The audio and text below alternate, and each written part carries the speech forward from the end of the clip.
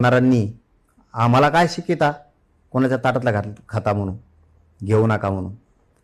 ज्याला दुसऱ्याच्या ताटात जाऊन खायची सवय लागली त्याने असल्या बाता नाही मारायच्या उंटावर उभा राहून.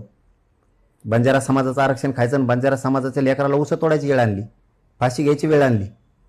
हा स्वतः सगळं लाटून घेतलं, नरडीचा घोट घेतला ना त्या बंजारा समाजाच्या. त्यांनी प्रेमापोटी 5% आरक्षणातलं 2.5% आरक्षण यांना दिलं. यांनी पुरत 5% वरबडून खाल्लं त्यांचं. ही यांची नियत, हे यांचे विचार, आणि हे लोकांना सांगतात कोणाच्या ताटातलं घेऊ नका.